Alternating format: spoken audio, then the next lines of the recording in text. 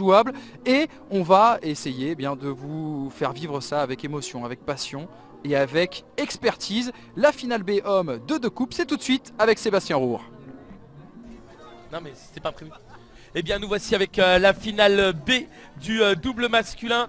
À l'écran vous découvrez Chalon-sur-Saône, les frères, la famille Busser, Thomas et Alexandre Busser. On retrouve également dans cette finale l'Aviron Marne-Joinville, le Creusot, Mâcon, Andrézy-Confluent et l'Union Nautique de Lille. Avec un très bon départ groupé de toutes ces embarcations de 2 couples. Et tout particulièrement de Mâcon, Barthélemy Agostini et Victor Perrault qui ont jailli très rapidement dans cette finale B. Et ils sont tout de suite poursuivis par Andrézy, Lindo 5 qui lui a fait belle impression lors des demi-finales, ainsi que Lille qui reste très rapidement au contact dans une finale B extrêmement serrée où les Mâconnais ont fort à faire de tous les côtés pour aller s'assurer la 7e place nationale, parce que Lille du côté de la ligne d'eau 6, David Bourguin et Antoine Thomas ont décidé de tenter le tout pour le tout en bas de votre écran, alors que on a toujours le très gros duel de la Bourgogne entre Mâcon et Chalon. Chalon qui tente de prendre le meilleur avec Thomas et Alexandre Busser. La famille Busser à l'action là dans les combinaisons bleues et blanches de Chalon-sur-Saône. Mâcon 3e place, Lille, Mâcon 2e, Lille potentiellement 3e, mais le retour de l'Aviron Marne-Joinville. La balle extérieure, retour de Marne-Joinville du côté de la ligne d'eau 1 dans cette finale B, avec toujours Chalon-sur-Saône au commandement, 2e place pour Mâcon. Ça se resserre avec Marne-Joinville, mais le retour du côté d'Andrézy-Confluent également pour la 3e place de cette finale B. Attention, Mâcon ou Chalon, Chalon, Mâcon, et ensuite ça sera entre Marne-Joinville et Andrézy-Confluent.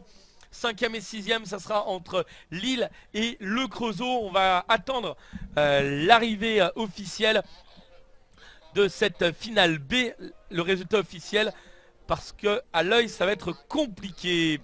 Voilà, vous avez à l'image les Mâconnais en or et noir, grand club formateur Mâcon.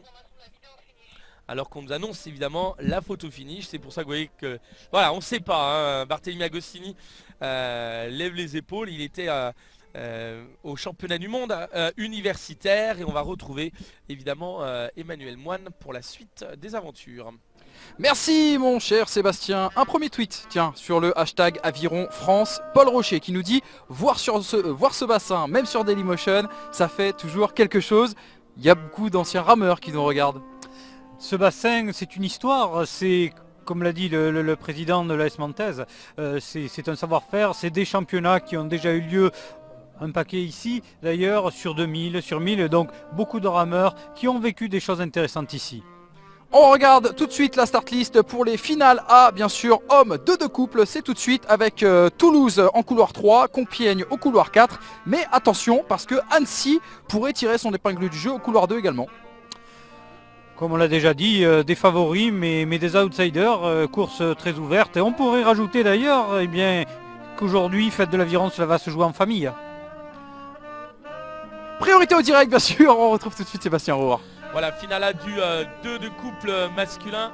À l'image, évidemment, les favoris du côté de Mickaël Molina et de Guillaume Courbois pour le sport nautique de Compiègne. Ça vient de partir à l'instant avec contre eux, évidemment, les Toulousains d'Arnaud Raza et Grégory Raza qui vont tenter d'en découdre dans cette finale du double masculin.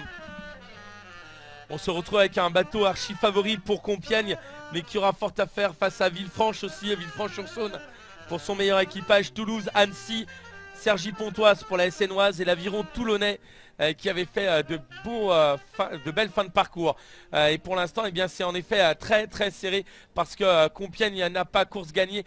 Tout le monde est resté accroché au basque des Compiègnois, présentés comme les favoris de cette discipline. Tout le monde reste au contact avec tout particulièrement Toulon, Lindo 6 au bas de l'écran, qui essaie de rester au contact des leaders. Leaders qui pour l'instant ne se décrochent pas avec toujours pour l'instant, Villefranche qui peut créer la surprise dans cette finale du double masculin. Villefranche qui tente le tout pour le tout face à Compiègne, avec également maintenant Toulouse bien placé. Réaction maintenant d'Annecy en rouge et blanc en ligne d'eau 2 qui tente de revenir. Michael Molina qui emmène son coéquipier de Compiègne vers le commandement. Compiègne qui se détache avec en deuxième position maintenant Villefranche, troisième pour Toulouse. Le retour de Toulon, Toulon qui revient sur la fin de parcours avec pour l'instant Compiègne suivi par Villefranche et Toulon ou Toulouse pour la troisième place, cinquième Annecy, sixième la SNoise. Mais qui sera troisième? Ça va être très compliqué parce que pour l'instant, eh bien, Compiègne semble assurer du titre. La deuxième place pour Villefranche. Mais alors pour la troisième place, on va attendre l'analyse de la photo finish. Avec à l'écran donc Compiègne qui s'impose suivant par Villefranche qui devrait être deuxième pour l'équipage Rochet-Philibert. Et puis pour la troisième place, eh bien c'est analyse de la photo finish pour... Alors qu'on a l'ordre d'arrivée officiel, avec Toulouse, médaille de bronze. Nous appelons donc au ponton d'honneur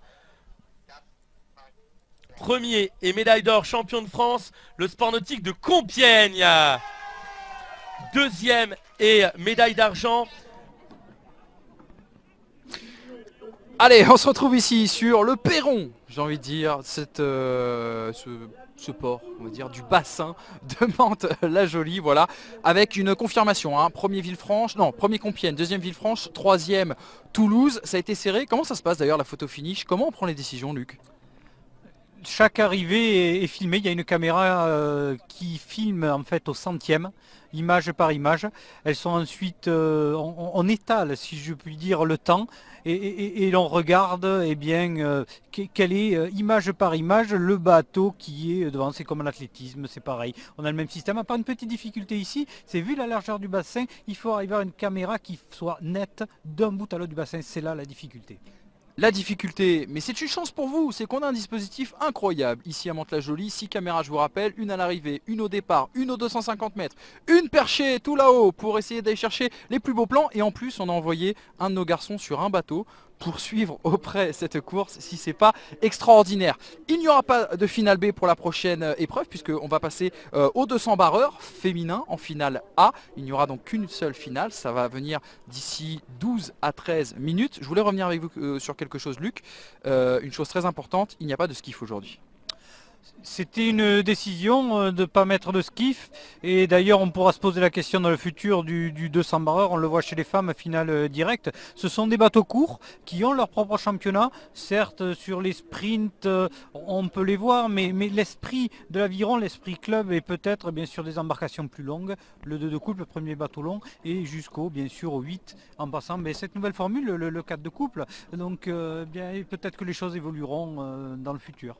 C'est un métier à haut risque, on est en train de gêner tout le monde avec notre installation, on est vraiment désolé. On va retrouver bien sûr les champions de France de Compiègne, mon cher Luc. Est-ce que vous les voyez là dans les parages, là, nos champions de France, Michael Molina et Guillaume Courbois bien sûr, alors que dans 1 minute 30, hein, la prochaine, ils sont juste devant nous, ils arrivent juste devant nous, on va leur laisser place, on va laisser sortir de ce bateau. Dans 1 minute 30, vous allez retrouver l'autre finale A, celle des 200 barreurs. On va vite récupérer une petite réaction de nos deux champions de France, Michael Molina et Guillaume Courbois. On les voit, ils saluent leurs adversaires. C'est bien sûr le fair play qui règne dans l'humilité, le fair play dans cette belle compétition qu'est l'aviron.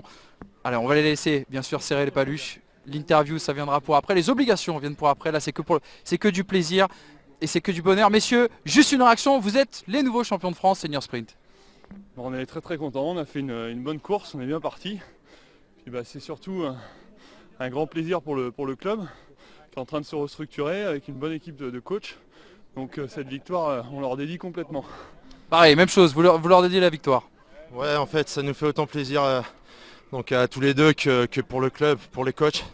Parce qu'ils font un super boulot là, depuis 3 ans. Non pas qu'avant ils faisaient rien, mais là ils concentrent vraiment leurs efforts là, sur les nouvelles générations. Et pour justement ces nouvelles générations, franchement c'est super. Et vous aussi, vous avez fait du bon boulot. Vous pouvez aller récupérer vos médailles. Merci messieurs. C'est avec un grand plaisir qu'on vous félicite pour ce titre de champion de France. On va essayer de ne pas faire trop de bêtises. Alors, il y a un podium tout de suite qui se profile avec, je vous l'avais dit, cette finale à 2